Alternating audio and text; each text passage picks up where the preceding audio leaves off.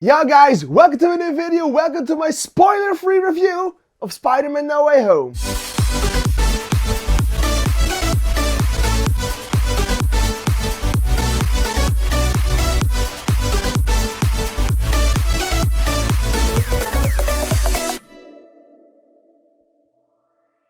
Okay, just to clarify before we start, yes, I mean it. I'm sure there will be no spoilers in this video. I will make this video myself. I will record it now. I will then review my review later when I edit this, and then I will show it to a friend who will also watch this video to make sure that there are no spoilers in this, so it's completely safe for you to watch before you go to No Way Home when it releases in your country tomorrow, or maybe it is all even out, or in the Philippines on, well, yeah, January 8th. I'm so sorry for you guys. And before we start, well, let's just talk for a second about what Spider-Man meant for me in my life, because yeah, I am 22 years old. When I was 3, well, then the first Spider-Man came out in theaters. I did not go watch that in theaters, but I was a fan of Spider-Man since 2006, I think, when I was 6 years old. I started watching those movies and became a really big fan of him. I watched most of them like 100 times, even the Andrew Garfield ones. I watched them like 100 times. It was great to see all those villains return in this movie. It is nostalgic fantastic. It's great. And I was scared for a second because bringing them all back, well, we know the not the MCU. The MCU had a villain problem in the past. But the Spider-Man movies had a villain problem too, making that they put too many villains in a movie to then, yeah, to just throw them at you, and it didn't work, and the movies would suck, and then we get to recast everything, and everything would change up. And well, I was a little scared that that was gonna happen, even though I loved the premise of the film. And I can safely say to you that is not going to happen. The villains have a really good story in this. So yeah, I was a little scared for that, but I was so hyped too. Spider-Man has been my life, Spider-Man, and mostly the Avengers, but mostly Spider-Man. It defined me on who I am. I can really think about Peter Parker and feel something of myself in that character. That's what's great about Peter Parker and Spider-Man. He is so incredibly relatable. He is a teenager just like, well, I was. So yeah, I feel a sort of connection with Stan Lee, with Spider-Man, and that's because of Stan Lee, just because his character was so good. It was what people needed in desperate times. They needed someone they could look after, someone behind the mask that they could see themselves under the mask. I mean, everyone must have thought once in their life about Spider-Man and about swinging in New York and fighting the bad guys and fighting just the smaller scale bad guys. Everyone in their lifetime must have thought one time about what it was like to be that person, to be that Peter Parker, and to be the one guy under the mask. And I'm sure that everyone has thought it at least once, and me being, well, at least once a day. I'm such a fan, and I can't even possibly explain how big of a fan I am of Spider-Man. It's like, well, it's not that my whole life is dedicated to Spider-Man, but most of it, yeah. And I'm so happy that this movie exists. I'm so happy we got 3 iterations of Spider-Man, and not that they stopped after Tobey Maguire. I'm so happy we have him in the MCU. I mean, I still can't believe that 5 years ago, we were just so happy that Spider-Man was coming to the MCU. And now we are all speculating on who was going to be in No Way Home and who is not in No Way Home. And to see all these villains return from 3 generations of Spider-Man, it is a blast. And, well, the way the MCU has evolved and has expanded on the Spider-Man story is great for every one of us, and I'm so grateful to Marvel, Sony, Stan Lee, Steve Ditko, and Tom Holland for everything they did to me in my life, and especially to Tobey Maguire and Andrew Garfield to define me who I am now when I was a kid. So thank you for that. Thank you for everything. I love Spider-Man. Let's start the review. So, well, talking about No Way Home itself, I must say that it is a really fantastic film. I really loved everything about it. And, well, yeah, the story is bigger than what we saw in Homecoming and Far From Home, but it's also less big because in Far From Home, of course, we got around the entire world, we got around Europe, and in this movie we stay in New York, and it works for the most part. We don't go to a lot of places, we just stay there with Peter Parker in his quest to hide in New York, and well, it works, and it's great. Some say the story is the weakest of them all. Well, I don't think that is the case because, well, it tells the least amount of story considering the three movies, but the things that it tells is the biggest of it. So, well, yeah, we have all these villains and we have Peter Parker being outed to the entire world as the murderer of Mysterio. Well, yeah, we have that, and I mean, it's all that this movie has, so yeah, it's smaller scale than the first two movies, or it's smaller in amount, but the scale of it all is very big, and that's what made this movie greater for me, because, well, we had much less to focus on, while having a much more things to focus on, and I must say, this is really difficult to talk about without spoiling anything.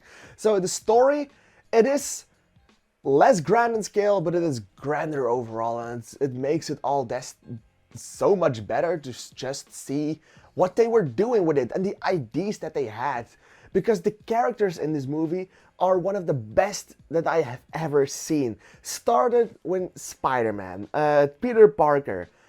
Well, the two intertwine so much with each other in this film because, yeah, he is outed, so he can just be himself. And, well, at first, I was thinking that we were gonna see a lot of court drama and a lot of "you were the murderer," but it's not like that. It's more Peter Parker being, my entire life got screwed up, and my friends and everything around me isn't a shit because of it.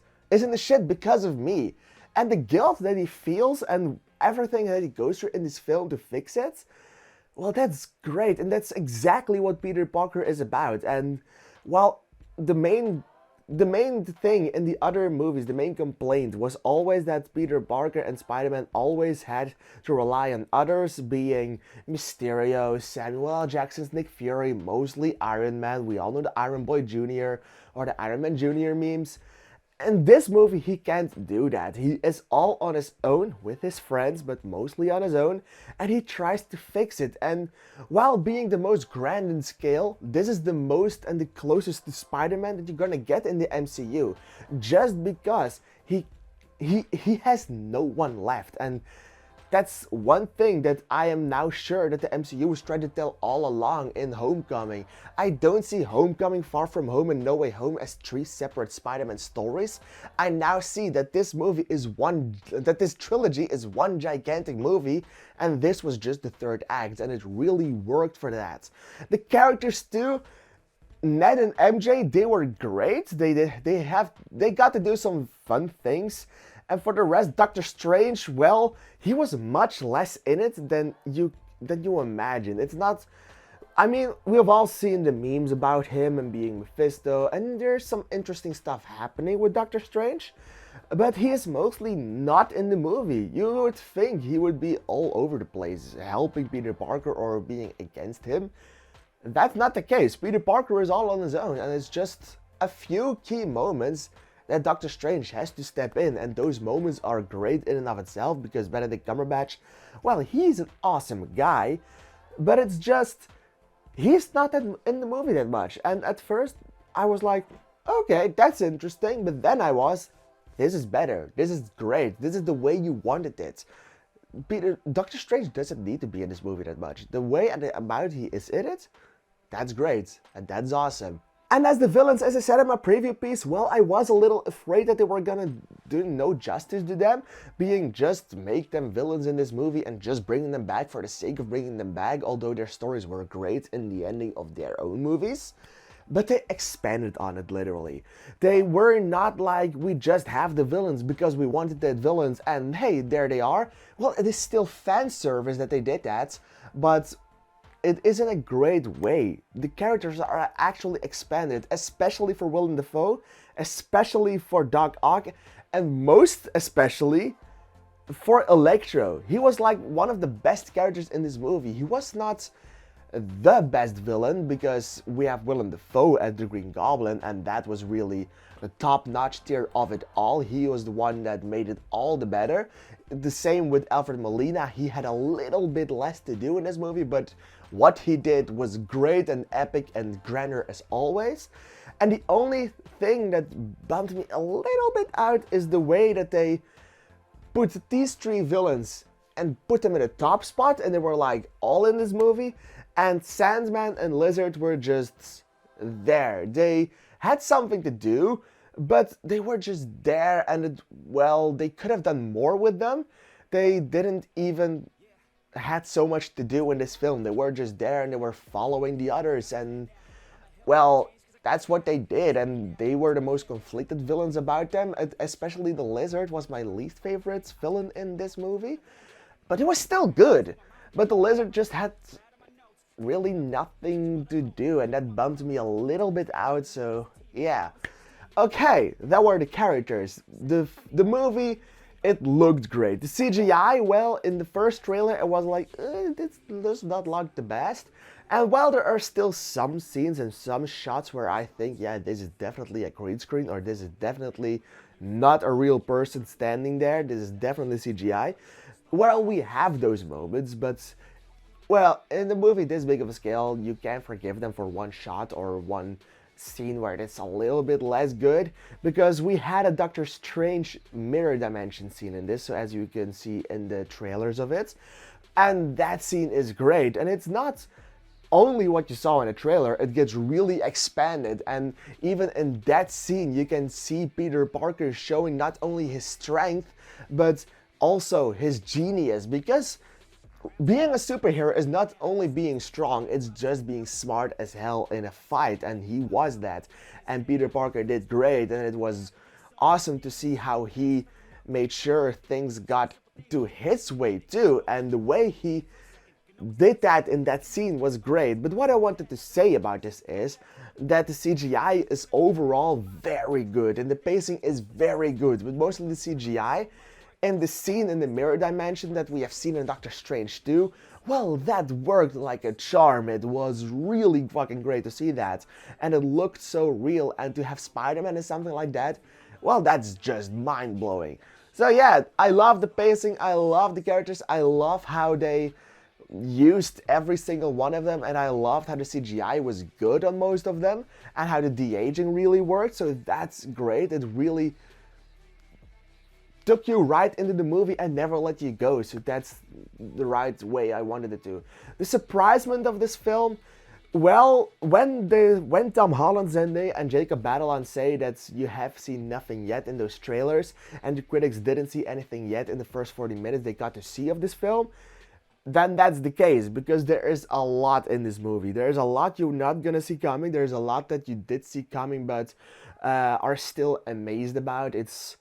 Well, it's great, and I mean, a complaint that I had with my friends was that fan speculation about some plot points, well, sometimes they are just so annoying that, well, that you kind of hope they don't come true, and some of them didn't come true, and I am so happy with that. Others were right, and well, yeah, it's fun to see fans speculate. But I hope that when you see this movie that some plot points won't be spoiled for you just because you saw it coming from a fan speculation. I hope that you still be amazed about it because, well, there is like a million things happening in this movie that you did not see coming. The story is so big in scale and everything, and it really works. Lastly, the acting. That's also one of the best things that I have ever seen. Not that I have ever seen, because there are a lot of great acting jobs, but Willem Dafoe, Alfred Molina, and most especially Tom Holland, they did all do such an incredible job in this movie, especially Tom Holland. Let's just talk and praise that guy for a second, because, well, he always was a good actor, but he mostly gets jobs that he is not right for. I mean the Uncharted film, Chaos Walking. He was good in those, but those movies were not made for him. This movie is made for him. He made his character his own, and he did so in a great way. And in this movie, being the most emotional of them all and having the most stake, well, Tom Holland blew me away in his performance. The emotion I got from just his acting was awesome, was great, and I loved everything about it. So yeah, in the end, Willem Dafoe did a great job again, but it's Willem Dafoe. He's just great as always. It's same with Alfred Molina.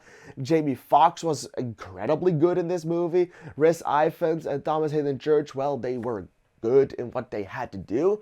So in the end, I really loved everything about Spider-Man No Way Home. There's just some small things that could have been done better or that they could have changed, but it's not that big because this movie is fucking great overall. It's one of the best movies of the year. It's one of the best movies of the MCU. I'm still not decided if I put it above or below Endgame, so it's either place 1 or 2 in the MCU, and it's almost my favorite movie of the Spider-Man movies, including the Venom ones. I will make a list about that.